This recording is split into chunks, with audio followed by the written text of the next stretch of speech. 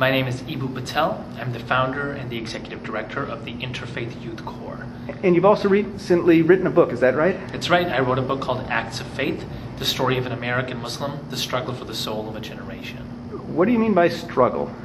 Well, I think that if you look at television these days, what you see are too many young people killing one another, often to the soundtrack of prayer. And what I would like my generation to be moving towards is building a world where people from different backgrounds live together in equal dignity and mutual loyalty, what I call pluralism. What's keeping that from happening? Well, I think what we're trying to do with the Interfaith Youth Corps is a great example of how we can help that happen, the positive vision happen, which is we need to be affirming the leadership of young people and providing them with an inspiring vision to actually build.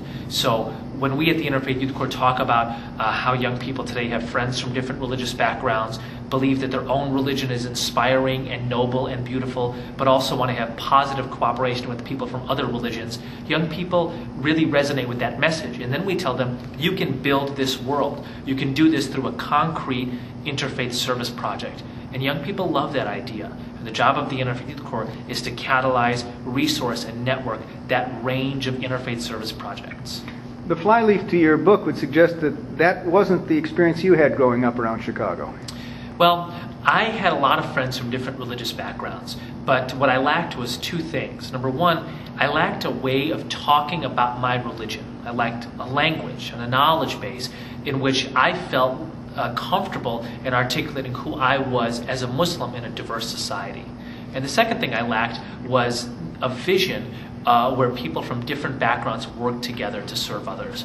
And that's a lot of what this book is about, is telling the story of my journey to learning how Islam is a religion that has this deep in its roots, the idea that all faiths have a commonality of mercy, and that Muslims are called to work with people from all backgrounds to make mercy a reality.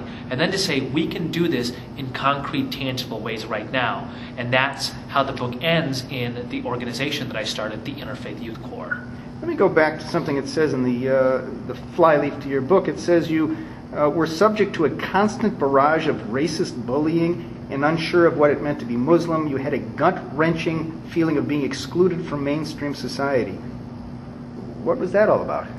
Well, I think that a lot of young South Asians, a lot of young minorities, and particularly young Muslims right now experience an enormous amount of racism and bullying. And I think a big question is, first of all, how do we stop that in our society?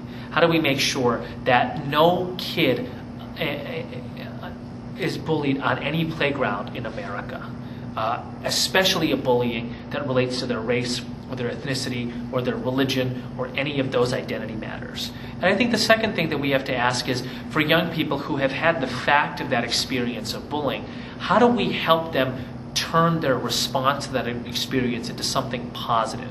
And I take a lot of inspiration from the African American experience of being deeply marginalized and oppressed in America and responding in such a righteous manner, in a manner which helped to expand freedom for everybody in America. So that's where I got a lot of my initial response from. And then finding in Islam also how the Prophet Muhammad, may the peace and blessings of God be upon him, also would always return to a well of mercy and compassion within Islam and respond to his violent detractors, oftentimes with a broader vision that built a bigger community.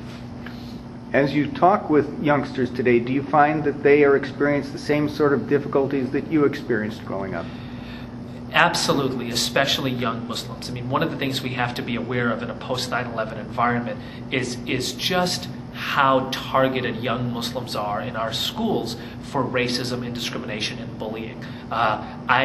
Wherever I speak, I get a young Muslim college student or a Muslim mother coming up and telling me about their own experience or the experience of their children in schools being called terrorists, being called a hijacker, being called an Osama bin Laden, being physically beaten in the schools. And too often teachers look the other way. And we can't have that happen in America. That's the antithesis of what this country is about. This country is about is about a space and a society where people from different backgrounds come together and they're respected in their identity and they build a sense of community and they collectively serve the common good. And whenever an identity is targeted for attack, we're not being America. It sounds as if you would prefer to look at the positive side of the experience as opposed to dwelling upon the negatives that you experienced in your youth. Absolutely. I mean, why not look at the positive? Why not say that there's an opportunity to take some of these difficulties and make sure that the world is better for us having known this particular experience? I think that's a great lesson from all of our religious traditions. Is we have examples in the life of the Prophet Muhammad, or the life of Prophet Jesus, or the life of Prophet Moses, or any of our great prophets or our religious leaders, of how they dealt with difficulty. And what we find is they respond with magnanimity. And may God give us the strength and the grace to follow in that response.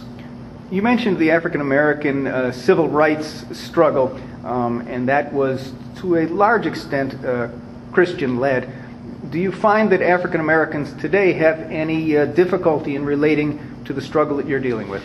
Well, let me answer that question on two levels. Number one of the fascinating things for me about the civil rights struggle was that it was, of course, led by a deeply devoted Baptist, the Reverend Dr. Martin Luther King Jr. But that Baptist took many of his lessons from an Indian Hindu, Mahatma Gandhi, and marched arm in arm with an Eastern European Jew, Abraham Joshua Heschel, and nominated a Buddhist monk, Thich Nhat Hanh, for the Nobel Peace Prize. And so the civil rights movement was actually a very interfaith movement. And it was a movement not just for the freedom of one group of people. It was a movement in an attempt to build a society where all people could be free. So I see the civil rights struggle as a great example of an interfaith movement. And I think that you see those same interfaith principles happening in South Africa and happening for the struggle against apartheid, and happening in India in the struggle to free India. You see a great interfaith coalition amongst Muslims and Christians and Jews in South Africa, amongst Muslims and Hindus and Sikhs and Jains in India. Those are lessons we need to learn and move forward with.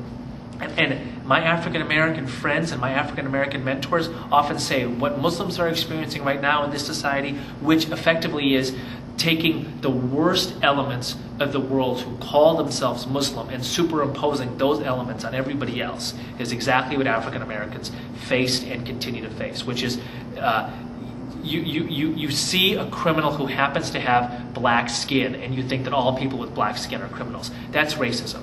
And if you see somebody who says that they are violent and they're Muslim and you think all Muslims are violent, that's racism too. Are you finding support in the Jewish community in the United States?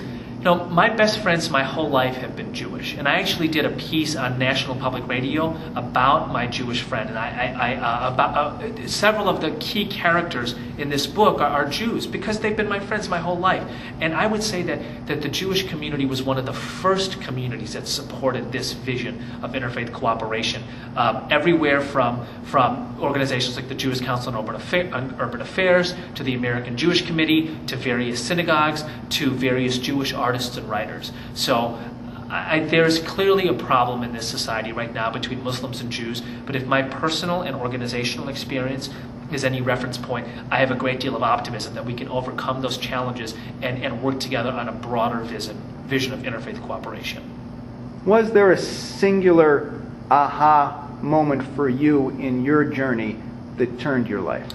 There are many singular aha moments, and in a lot of ways the book is a string of those.